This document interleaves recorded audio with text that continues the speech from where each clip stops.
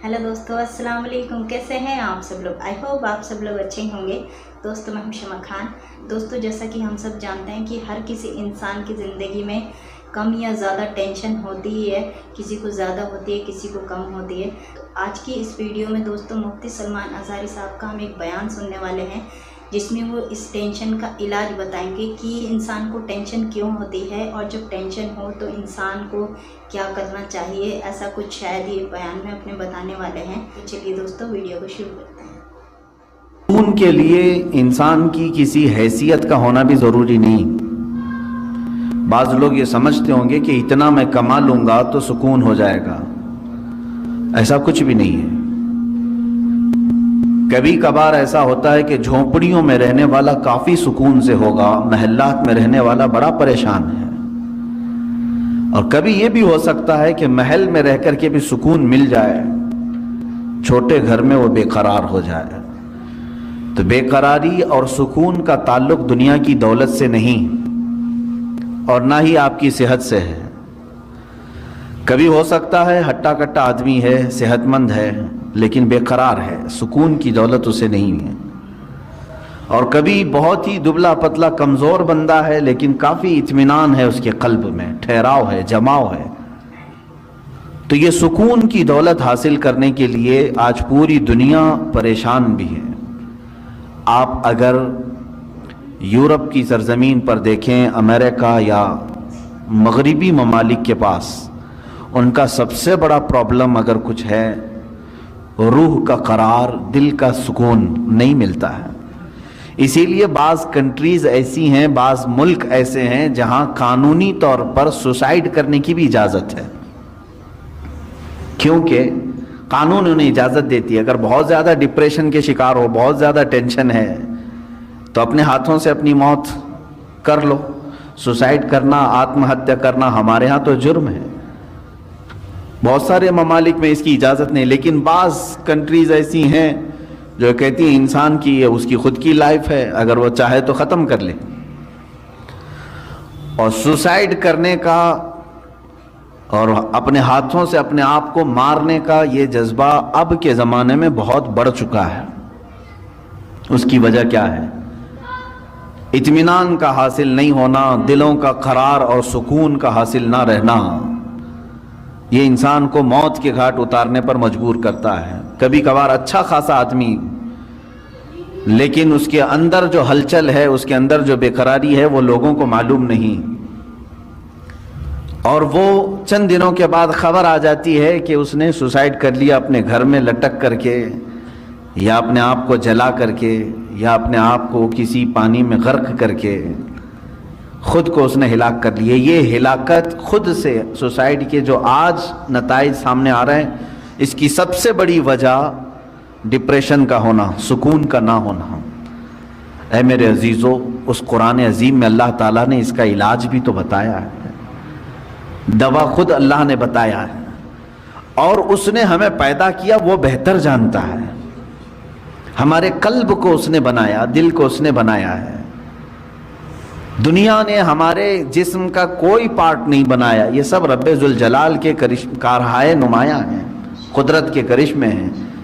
और उसने जब कुरान में एक ही आयत में दो मकाम, दो जगहों पर यूं फरमाया, अल्लज़ीना आमनू व तत्मइन्नु क़ुलूबुहुम बिज़िक्रिल्लाह, वो लोग जो ईमान लाए उनके दिल अल्लाह के ज़िक्र से मुतमईन होते हैं। अला बिज़िक्रिल्लाहि तत्मइन्नुल क़ुलूब, आगाह हो जाओ ए लोगो, अल्लाह के ज़िक्र से ही दिलों को सुकून मिलता है।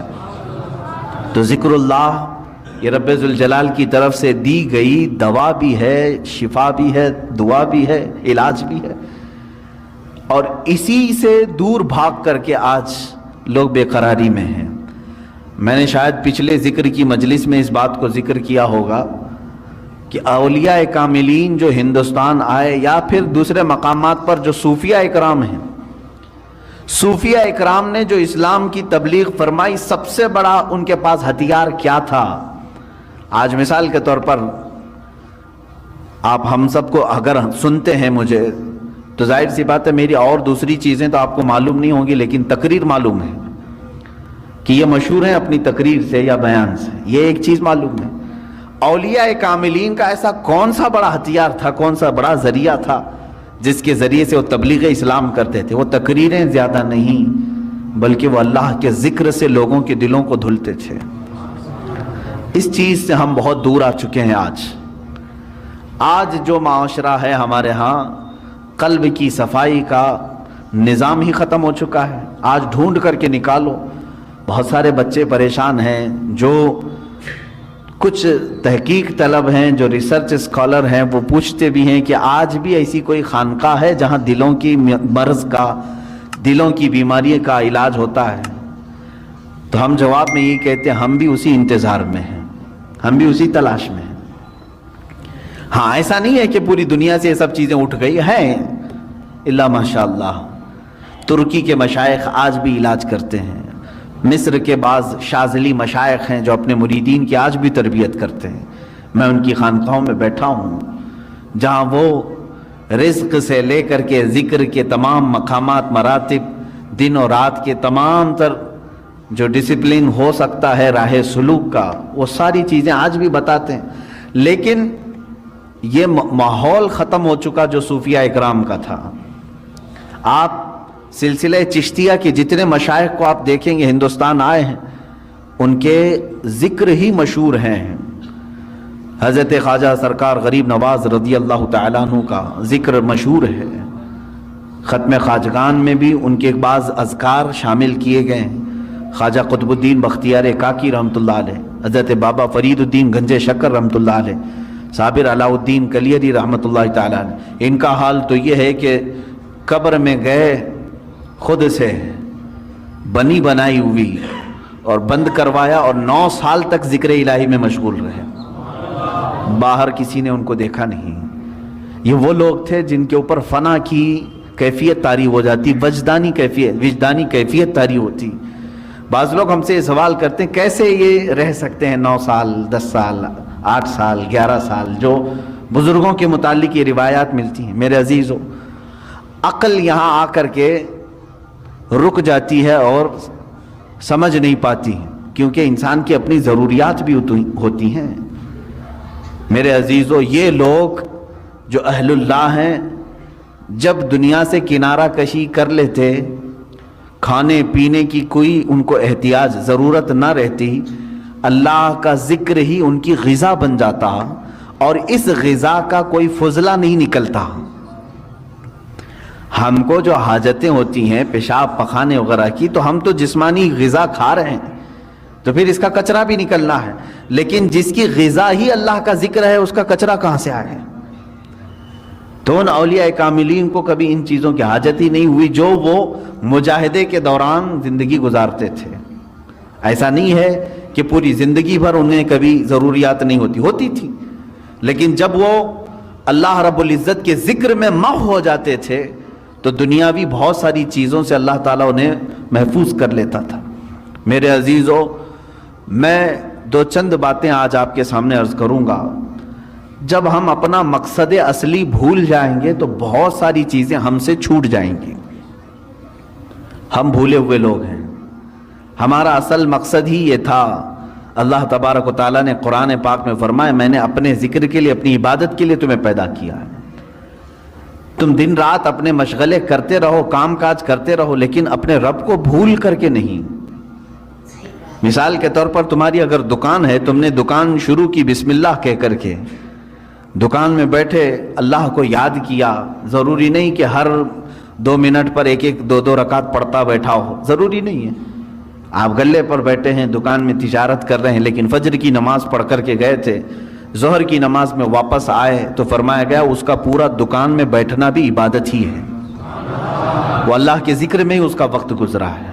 وہ ظہر سے لے کر عصر پھر اگر اپنی تجارت میں مشغول رہا، وہ بسم اللہ کہہ کر کے تجارت شروع کیا، عصر کی اذان ہوئی، واپس اپنے رب کی بارگاہ میں سر جھکانے کے لیے آ گیا، تو فرمایا گیا کہ صرف یہ ظہر اور عصر کاؤنٹ نہیں ہوگی، بلکہ اس کے بیچ میں جتنا وقت اس نے دکان میں لگایا وہ بھی سجدوں کی برابر عبادت میں شمار ہو۔ تو اس طرح سے تو بندہ اپنی پوری زندگی کو، اپنے پورے دن اور رات کو عبادتوں میں لگا سکتا ہے۔ صرف شرط یہ ہے کہ جن اوقات میں رب تمہیں پکارے، اللہ تمہیں بلائے ان اوقات میں ضرور حاضر ہو جانا۔ ایک بڑی پتے کی بات میں کرتا ہوں۔ آج جس چیز نے ہمیں بہت زیادہ غافل کیا ہے، جس چیز نے ہمیں سب سے زیادہ غافل کیا ہے نوجوان بچوں کو آج، وہ موبائل ہے۔ انٹرنیٹ کا زمانہ ہے، اس میں لوگوں کی راتوں کی نیندیں اڑ گئی ہیں، صحت بھی تباہ و برباد ہے، لیکن کسی کو فرق نہیں پڑتا۔ آنکھیں خراب ہو چکی ہیں، کئی لوگوں کے ہاتھوں کے مرض میں مبتلا ہیں، کئی لوگ اپنے ہارٹ کی تکلیف میں مبتلا ہیں، صرف اس کے جو موبائل کے ریزز ہیں اور بہت سارے اس کے سائیڈ ایفیکٹس ہیں جس کی وجہ سے یہ تکلیفیں ہیں، لیکن اس کے باوجود اس کو ہم چھوڑتے نہیں۔ اور میں یہ کہہ رہا ہوں کہ چھوڑ کر کے پورا ختم کرنے کی بھی بات نہیں کر رہا ہوں، اس کا استعمال جن کاموں کے لیے ہے ٹھیک ہے، لیکن اسی سے ہمیں کچھ چیزیں سیکھنا بھی چاہیے تھا، اسی موبائل سے ہی۔ میں محسوس کرتا ہوں کہ انسان اپنا مقصد اصلی بھول گیا، لیکن موبائل اپنا مقصد اصلی ابھی نہیں بھولا۔ موبائل کی ایجاد، موبائل کی بنیاد کس کام کے لیے رکھی گئی؟ یہ صرف کمیونیکیشن کے لیے ہے نا۔ موبائل شروع کیا گیا تھا ایک دوسرے سے تعلق قائم کرنے کے لیے۔ آپ یہاں بیٹھے ہیں، فلاں جگہ آپ کے رشتہ دار ہیں، آپ کو کال کرنی ہے، ان سے بات کرنی ہے، آپ نے ملایا نمبر، بات کر لی۔ شروع میں جو موبائل آیا تھا اتنے ہی کام کے لیے تھا نا، زیادہ سے زیادہ میسج فارورڈ کر سکتے تھے، میسج وہ دیکھتا آپ کو ریپلائی کر دیتا، اتنا ہی کام تھا۔ کال ہو سکتی تھی، میسج ہو سکتا تھا، اور اصل مقصد بھی موبائل کا یہی تھا، کمیونیکیشن۔ ٹھیک ہے، آپ کال کریں، ادھر سے کال آئے اٹھائیں، بات کریں، یہی کام کے لیے موبائل کی موبائل میں ترقی ہوتی گئی، موبائل میں اور ترقی ہوتی گئی۔ چند دنوں کے بعد اس میں میوزک آئی، اس میں گانے بھی آئے، سننے والی چیزیں آئی۔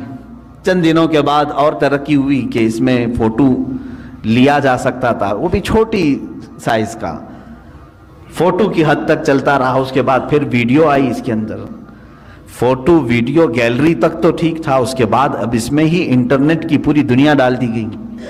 اب اس میں ویب سائٹ بھی کھلنے لگی، جو ٹیلی ویژن میں دیکھ سکتا تھا وہ سب کا سب موبائل میں دیکھنے لگا۔ اس ترقی کو موبائل نے تقریباً 10 سالوں میں یا 20 سال لگے اس کو، 20 سال میں یہ اس ترقی کو پہنچ چکا ہے کہ اپنی ساری دوسری چیزیں پیچھے چھوڑ دیا۔ ٹی وی کا بھی وہ آج مقام نہیں رہے گا جو موبائل کا ہے، گھر کے لینڈ لائن کا بھی کوئی اتا پتہ نہیں ہے، منی آرڈر، خط، پوسٹ کارڈ، یہ ساری چیزیں ختم ہو چکی، موبائل سب کی جگہ لے چکا ہے، بہت آگے بڑھ چکا ہے، بہت ترقی کر چکا ہے موبائل۔ پھر میں توجہ دلا رہا ہوں، اس کا اصل کام کیا تھا؟ کمیونیکیشن، ایک دوسرے سے کال کرنا۔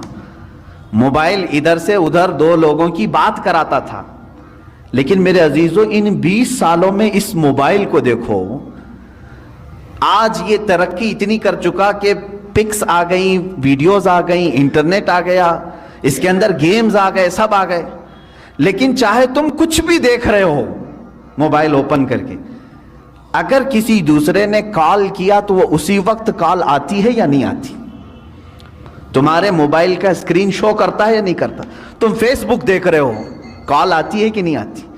تم ویڈیو دیکھ رہے ہو، اگر کسی نے کال کیا تو اسی ویڈیو کے بیچ میں ہی یہ بجا کر کے دکھاتا ہے کہ کوئی تمہیں بلا رہا ہے۔ گیم کھیل رہے ہو تم، اندر چاہے جتنے فولڈر کے اندر چلے جاؤ۔ ویب سائٹ بہت ہی اچھا بیان تھا دوستو، اور جو آج کل کی ریالٹی ہے دوستو، وہ مفتی سلمان اظہری صاحب نے اس بیان میں بیان کی ہے، کہ جو خاص طور سے انہوں نے موبائل کے بارے میں بتایا دوستو، کیونکہ موبائل کی وجہ سے بھی انسان زیادہ تر آج کل بیمار ہو رہے ہیں، اور جو ہماری دنیاوی پریشانی ہوتی ہیں دوستو، وہ اللہ تعالیٰ نے ہر پریشانی سے نکلنے کا ہمیں حل بتایا ہے، بشرطے ہمیں کسی پریشانی سے لڑنے کے لیے تھوڑی ہمت سے کام لینے کی ضرورت ہوتی ہے دوستو۔ آخر میں اپنی طرف سے ایک بات اور کہوں گی کہ دوستوں زندگی جو ہمیں اللہ تعالیٰ نے دی ہے وہ بہت زیادہ خوبصورت ہے، اس کو ایسے ہی ضائع نہ ہونے دیں، اور جس نے پریشانی دی ہے دوستوں وہی آپ کی پریشانی کو حل بھی کرے گا۔ امید کرتی ہوں دوستوں اس ویڈیو سے آپ کو زیادہ نہیں تو تھوڑی بہت ہمت ضرور ملی ہوگی۔